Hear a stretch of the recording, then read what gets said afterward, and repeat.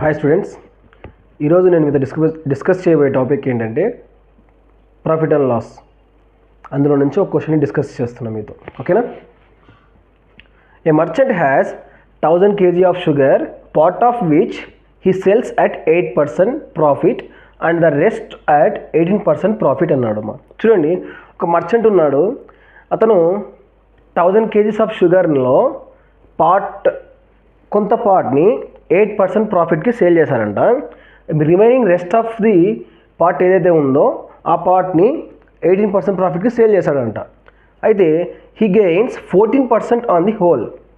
So ఓవరాల్గా రెండు వేరు పార్ట్స్ని వేరు ప్రాఫిట్స్కి సేల్ చేస్తే ఓవరాల్గా అతనికి వచ్చిన ప్రాఫిట్ ఎంత అంట? 14% అంట.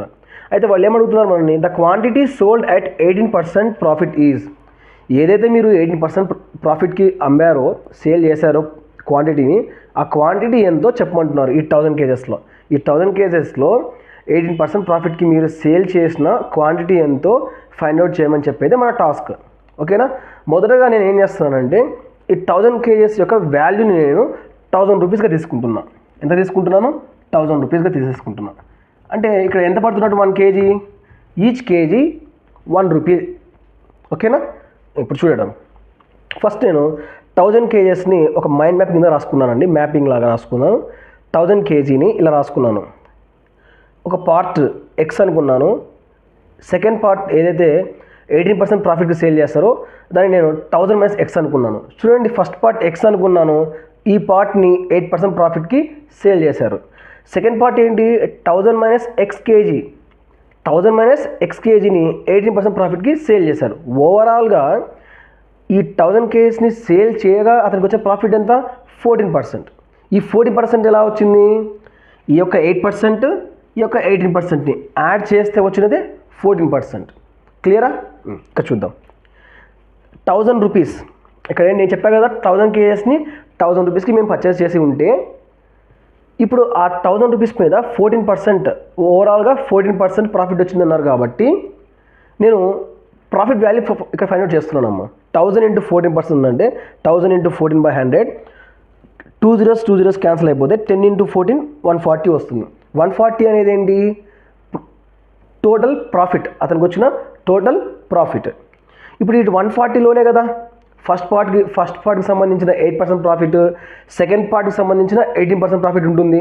సో నేను ఆ బేసిక్గా తీసుకొని ఈ 140 రూపీస్లో ఫస్ట్ పార్ట్కి సంబంధించిన 8% ప్రాఫిట్, సెకండ్ పార్ట్కి సంబంధించిన 18% ప్రాఫిట్ని యాడ్ చేసుకుంటున్నాను. ఇక్కడ చూడండి, X into 8% plus 1000 minus X into 18% is equal to 140గా రాసుకున్నాను. ఇక్కడ చూడండి, 1000 మైనస్ ఎక్స్ ఇంటూ 18% అన్నాడు. సో 18 అనేది డిస్ట్రిబ్యూట్ అవుతుందమ్మా. డిస్ట్రిబ్యూటివ్ ప్రాపర్టీ ఇక్కడ మనం అప్లై చేయాలి. చూడండి, ఎక్స్ ఇంటూ 8% అంటే ఎక్స్ ఇంటూ 8% అంటే 8/100 plus 1000 plus into minus plus into plus 1000 into 18%, 1000 into 18% plus into minus X into 18% రాసేసుకున్నాం ఈజ్ ఈక్వల్ టు 140. నెక్స్ట్ స్టెప్లో 8x/100 ప్లస్ 1000 ఇంటూ 18% అంటే 1000 ఇంటూ 18/100, 2 zeros క్యాన్సిల్, 10 ఇక్కడ మిగులుతుంది. 10 ఇంటూ 18 180. సో 1000 ఇంటూ 18% అంటే we get 180 value. Next x into 18%, so 18x/100 అని రాసుకున్నాం is equal to 140. ఈ 180 value ఏదైతే ఉందో LHS నుంచి RHSకి వెళ్ళిందమ్మా.